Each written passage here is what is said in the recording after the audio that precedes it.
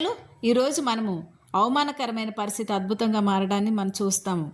ముందు ఖండిత వాక్యం నేర్చుకుందాం. కీర్తనలు 34 అధ్యాయము 10వ వచనం. యెహోవాను ఆశ్రయించి వారికి ఏ మేలు కొదువై ఉండదు. యేసు ఆయన శిష్యులు తల్లి అయిన మరియా అందరు కలిసి గలిలయ అనే ప్రాంతంలో కానాను ఊరికి వెళ్తారు. అక్కడ ఆ వివాహంలో ఏమవుతుందంటే విందులో ద్రాక్షారసం అయిపోయింది. అది చాలా వాళ్ళకు అవమానంగా భావించేవారు అనమాట ఆ రోజుల్లో. అయితే మరియమ్మ ఏసుతోటి అంటది కదా, ద్రాక్షారసం లేదని చెప్తుంది. ఆయనపై నమ్మకం ఉంచింది కాబట్టి చెప్పింది, ఏదో ఒకటి చేస్తాడులే అని. అందుకని ఏసయ్యతో చెప్పినప్పుడు ఏసయ్య ఏమంటారు, అమ్మ నాతో నీకేం పని, నా సమయం ఇంకా రాలేదు అంటాడు. దానికి ఆయన పట్టించుకోకుండా పరిచారకుల దగ్గరికి వెళ్ళి ఆయన ఏం చెప్తాడో మీరు అది చేయండి అంటది. ఆమెకు ఎంత నమ్మకం ఉందో చూసారా. ఆ పరిచారకులు కూడా అక్కడ ఉన్న అంటే శుద్ధీకరణాచారం ఉండేదన్నమాట. అంటే కాళ్ళు కడుక్కోవడానికి నీళ్లు పెడతారు. అలాగా అక్కడ 6 రాతి బాణలు ఉంటాయన్నమాట. ఆ బాణలన్నిటినీ కూడా వాళ్ళు యేసు చెప్తాడనమాట, నీళ్ళతో నింపేయమని. అంచుల మట్టుకు నింపుతారు వారు. అప్పుడు ఏమంటాడు దేవుడు, మీరు అది తీసుకెళ్ళి ఆ విందు ప్రధాని వద్దకు తీసుకుపోమంటాడు. అనగానే వాళ్ళు కూడా ఎంత విశ్వాసంతో నీళ్లు తీసుకెళ్ళమంటే, ముందు నీళ్ళుగానే ఉన్నాయి, ఏం ద్రాక్షారసం అయిపోలేదు. ద్రాక్షారసం అయిపోతే మనం తీసుకెళ్దాం అనుకుంటాం, కానీ వాళ్ళు ఆ నీళ్ళనే తీసుకుని వెళ్ళారు. ఆ నీళ్లు అక్కడ తీసుకువెళ్ళంగానే శ్రేష్టమైన ద్రాక్షారసంగా మారాయి.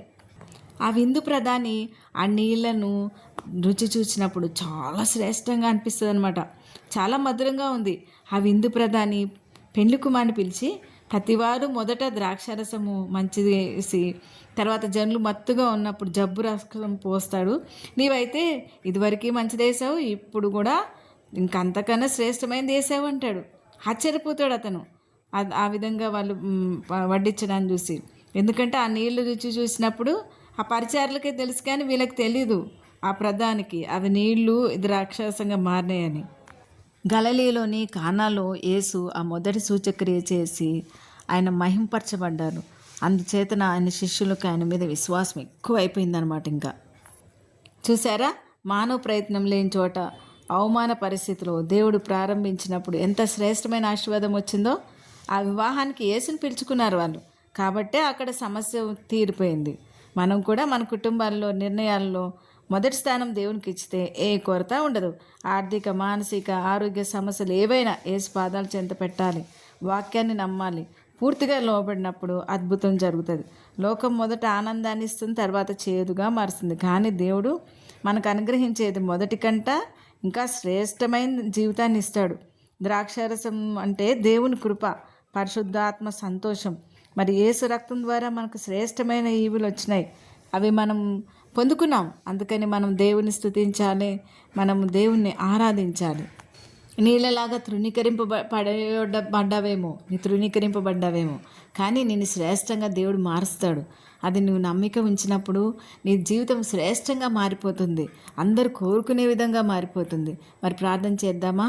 ప్రేమ గల ప్రభువా, కనికరం గల తండ్రి, మానవ ప్రయత్నాలతో ఆచారాలతో ఆనందాన్ని పొందేలా వాటిని చేసి విసిగెత్తిపోయాం.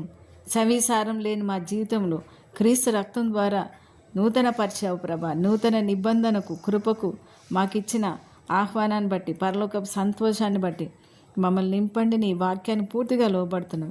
ఘనమైన శ్రేష్టమైన ఆశీర్వాదాలతో మమ్మల్ని నింపమని ప్రార్థిస్తున్నాం తండ్రి. ఆమేన్.